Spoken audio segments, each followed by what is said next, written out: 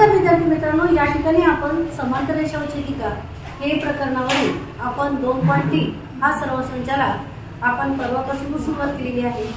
आता आपण या ठिकाणी पहिला प्रकार आपण परवाच्या दिवशी पाहिला, म्हणजे याच्या आधी सोडून तासिका आपण घेतली होती तेव्हा आपण तो पहिला प्रकार पाहिलेला। आता आपण त्यातला दुसरा प्रकार या ठिकाणी बघणार आहोत। विद्यार्थी मित्रांनो, एखाद्या रेषेला समांतर रेषा कशी काढायची ते आपण या ठिकाणी बघणार आहोत। तो प्रकार आपण आज दुसरा बघत आहोत। तर पहिल्यांदा आपण रचनेच्या पायाला या ठिकाणी समजून घेणार आहोत विद्यार्थी मित्रांनो। तर पहिल्यांदा रेषा यल आपल्याला काढायची। बघा, मी बोलता बोलता या ठिकाणी काढणार आहे आणि तुम्ही पण तशाच पद्धतीने काढायच्या आहे। या ठिकाणी पहिल्यांदा आपल्याला रेषा यल काढायची आहे। आता ही रेषा यल मी या ठिकाणी काढत आहे। बघा, ही काय आहे? रेषा यल। ही रेषा यल या ठिकाणी मी काढलेली आहे। बघा विद्यार्थी मित्रांनो, ही आहे रेषा यल। आता मी याला नाव देते रेषा यल। यल नाव मी या ठिकाणी देत आहे। ही रेषा यल आहे। आता आपल्याला दुसरी स्टेप काय सांगितली बघा याच्यातली, की बिंदूपासून बिंदू पी मधून रेषा यल वर पीएम हा लंब काढायचा आहे। बिंदू पी, आता या ठिकाणी मी बिंदू पी घेणार आहे आणि इथून आपल्याला लंब काढायचा आहे। लंब म्हणजे विद्यार्थी मित्रांनो, या ठिकाणी ही जर रेषा इथं काढली तर या ठिकाणी 90 अंशाचा कोन झाला पाहिजे। काय झाला पाहिजे? कोन झाला पाहिजे। लंब आपल्याला या ठिकाणी काढायचा आहे। त्याकरिता विद्यार्थी मित्रांनो, एक तर तुम्ही हा गुणाचा वापर करू शकता। बघा, एक तर या गुणाचा वापर करू शकता। असं जर तुम्ही या ठिकाणी जोडलं तर तुम्हाला या ठिकाणी एक असं हा एक लंबच, ही पण एक अशा पद्धतीने सुद्धा तुम्ही काढू शकता। दुसरा आहे कर्कटकच्या साईड। एक तर तुम्ही या ठिकाणी या पद्धतीने पुरांतर इकडे असं पण काढू शकता।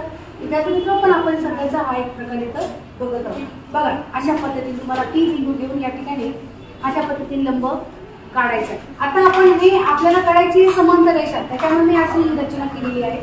तुटक रेषा दाखवलेली आहे, जेणेकरून तुम्हाला लक्षात येईल की या ठिकाणी आपण काय केली रचना किंवा हे काढायचं माध्यम कसं आहे हे यातून लक्षात येईल। विद्यार्थी मित्रांनो, या ठिकाणी आपल्याला पुन्हा दुसरा एक बिंदू घ्यायचा आहे। ते बिंदू बघा, या ठिकाणी आपल्याला क्यू बिंदू घ्यायचा आहे। पुन्हा एन हा एक वेगळा बिंदू घेऊन त्यापासून आपल्याला पुन्हा हा एक एम घेतला, या ठिकाणी आपण इकडे एक बिंदू स्थापन केला, यातून आपण लंब काढलेला आहे। विद्यार्थी मित्रांनो, बघा पुन्हा मी याला सांगते। बघा, काही अंतराला या ठिकाणी एम घेतला, काही अंतरापर्यंत आपण रचना केली, या ठिकाणी आपण पी बिंदू घेतला। त्याच पद्धतीने विद्यार्थी मित्रांनो, हा एक मी पुन्हा अशा पद्धतीने पुढे सरकवून या ठिकाणी मी एन बिंदू घेतला आणि इथं रचना करून तेवढ्याच उंचीने, एवढी जी आहे उंची तेवढ्याच उंचीने मी काय केलेला आहे, एक पुन्हा बिंदू घेतलेला आहे। बघा, याला नाव देते विद्यार्थी मित्रांनो क्यू। याला नाव देणार क्यू। इथं काय 90 अंशाचा कोन तयार झालेला आहे। आता विद्यार्थी मित्रांनो, या ठिकाणी आपल्याला जेवढं पीएमचं अंतर असेल तेवढंच क्यूएनचं अंतर घ्यायचं। बघा, या ठिकाणी मी तुम्हाला या कंपासच्या साईडने म्हणून दाखवणार आहे जेवढं पीएमचं अंतर आहे। बघा, या ठिकाणी जेवढं पीएमचं अंतर आहे तेवढंच क्यूएनचं अंतर पण घेणार आहे। बघा, पीएम आणि हे क्यूएन या ठिकाणी मी आता त्या ठिकाणी तो बिंदू शिफ्ट करणार। या ठिकाणी तो टच झालाय, बघा या ठिकाणी मी तो शिफ्ट करणार। जेवढं हे अंतर आहे बघा तेवढंच हे अंतर घेऊन त्या पद्धतीने तो बिंदू बघा बरोबर आपला या ठिकाणी मी तो बिंदू काढत आहे। असा अंतर घ्यायचं आणि बिंदू काढायचं आणि हा आपल्याला क्यू बिंदू मिळालेला आहे। आता मी हे दोन बिंदू जोडून घेणार आहे आणि आपण जी रेषा आपल्याला मिळणार आहे ती समांतर रेषा आहे असं आपण म्हणणार। बघा, या दोन बिंदू मी जोडून घेणार आहे। हे दोन बिंदू जोडले, अशा पद्धतीने आपल्याला ही समांतर रेषा मिळालेली आहे। या ठिकाणी आपण असं म्हणू शकतो विद्यार्थी मित्रांनो, रेषा यल ही समांतर आहे, एकरूप आहे। समांतर आहे तर असे म्हणू शकतो। बघा, समांतरचे असे हे चिन्ह आहे, याला आपण कंसात पण लिहू शकतो समांतर।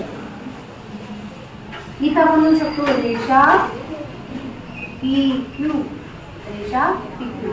बघा विद्यार्थी मित्रांनो, अशा पद्धतीने तुम्ही समांतर रेषा हा दुसऱ्या प्रकारे सुद्धा काढू शकता. अजून एक तिसरा एक प्रकार आहे विद्यार्थी मित्रांनो, तो सुद्धा आपण इथं करून बघणार आहोत. चला तर विद्यार्थी मित्रांनो, या ठिकाणी आपण आता तिसरा प्रकार करून बघणार आहोत. तिसरा प्रकार काय त्याच्या आपण पाहिला बघणार आहोत. बघा रचना तिसरी आपण बघत आहोत. या ठिकाणी म्हणजे ती दुसरीच आहे, पण तिच्या पद्धत अजून जरा एक वेगळी आहे.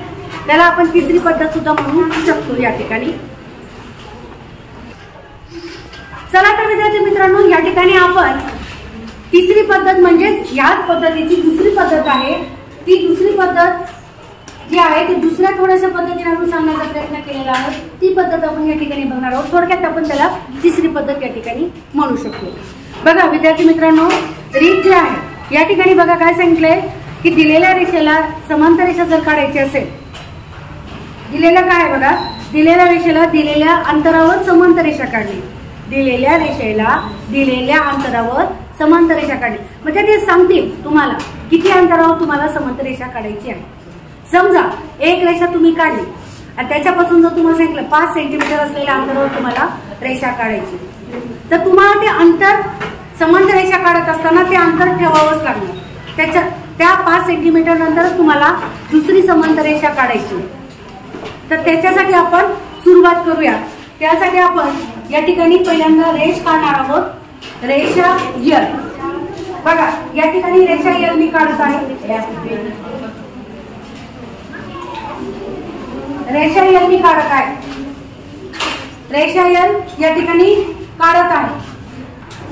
बघा विद्यार्थी मित्रांनो, मी एक रेष काढलेली आहे. त्या रेषेला नाव देऊया आपण L. आता या ठिकाणी जर तुम्हाला या ठिकाणी आपल्याला जर 5 सेंटीमीटरचं अंतर आपल्याला मेंटेन करायचं आहे, दोन रेषेमधील अंतर जर 5 सेंटीमीटरचं आहे असं जर सांगितलं असेल, तर या ठिकाणी विद्यार्थी मित्रांनो आपल्याला या ठिकाणी मी P बिंदू घेतला. या ठिकाणी आपल्याला 5 सेंटीमीटरचं अंतर काढायचंय. त्याकरिता मी इथं गुन्हा वापरत आहे. गुन्ह्याच्या सहाय्याने या ठिकाणी मी पहिल्यांदा अशी रेष काढून घेतलीये. अशी एक रेष काढून घेऊया आणि कंपासच्या सहाय्याने आपण एक जिथं 5 सेंटीमीटर असेल, जिथं टच होते त्या ठिकाणी आपण इथं मार्किंग करून घेणार आहोत. किंवा कंपासच्या सहाय्याने तुम्ही अशा पद्धतीने सुद्धा तुम्ही या ठिकाणी असा कंपास आणि स्केलवर अंतर घेऊन सुद्धा तुम्ही 5 सेंटीमीटरवर आर्क काढू शकतात. बघा या ठिकाणी मी 5 सेंटीमीटर अंतर घेत आहे. या ठिकाणी मी मोजून घेत आहे. तुम्ही सुद्धा अशा पद्धतीने मोजून घ्यायचं आहे 0 पासून तर 5. बघा विद्यार्थी मित्रांनो, 0 कुठून सुरू होतोय, या ठिकाणाहून 0 सुरू होतं. तर मी इथून तर इथपर्यंत 5 सेंटीमीटर पर्यंतचं अंतर कंपास मध्ये घेणार आहे. तर या ठिकाणी मी अशा पद्धतीने तुम्ही सुद्धा तुमच्या कंपास मध्ये ते अंतर घ्यायचे आणि काढायचा प्रयत्न करायचा आहे. बघा हे मी बरोबर 5 सेंटीमीटर घेतलेलं आहे. तुम्ही बघू शकता. हे बघा इथं 0 आहे. 0 पासून तर 5 पर्यंत. बघा 0 पासून तर 5 सेंटीमीटर पर्यंतचं मी अंतर या ठिकाणी घेतलेलं आहे. एक थोडंसं काहीतरी 1 mm काहीतरी फरक वाटतं, थोडं मी करून घेते. बघा या ठिकाणी 0 पासून तर 5 बघू शकता तुम्ही. 0 पासून तर 5 मी घेतलेलं आहे. ते अंतर मी या कंपासमध्ये घेतलं. आता मी या ठिकाणी 8 काढत आहे. बघा या ठिकाणी मी कंस असा काढत आहे. आता याच्यातून रेषा मी काढेल आणि जो बिंदू मिळेल आपल्याला, तो बिंदू म्हणजे आपल्याला समांतर रेषेवरचा तो बिंदू जाईल. बघा याला आपण नाव द्या M. नाव देऊया M. आता दुसरी अशी समांतर रेषा आपल्याला दुसऱ्या समांतर रेषेवरचा बिंदू आपल्याला या ठिकाणी निवडायचा आहे. काही अंतरावर मी विद्यार्थी मित्रांनो काही अंतरावर सुद्धा मी अशीच रेष काढत आहे अंदाजे. नंतर आपण ती मोजून घेणार आहोत. बघा या ठिकाणी अशा पद्धतीने काढत आहे. या ठिकाणी बघा इथंही लंब आहे, इथं पण आहे. या ठिकाणी मी पुन्हा तेवढंच अंतर घेणार आहे. आता आपल्याला मोजायची गरज नाही विद्यार्थी मित्रांनो. आपण या ठिकाणी ऑलरेडी अंतर घेतलेलं आहे, तेच मी या ठिकाणी घेणार आहे आणि तो अशा पद्धतीने कंस काढत आहे. बघा इथला आता मला पुन्हा बिंदू मिळालेला आहे आणि तो बिंदूला मी नाव देत आहे L. काय नाव देते यल. आपण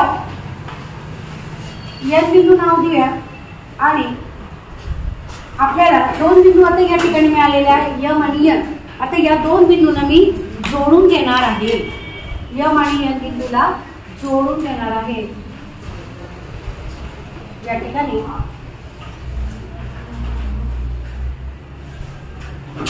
बघा विद्यार्थी मित्रांनो, आपल्याला समांतर रेषा मिळालेली आहे. ही आहे समांतर रेषा यल आणि ही समांतर रेषा यल. या ठिकाणी आपण त्याला यस सुद्धा म्हणू शकतो.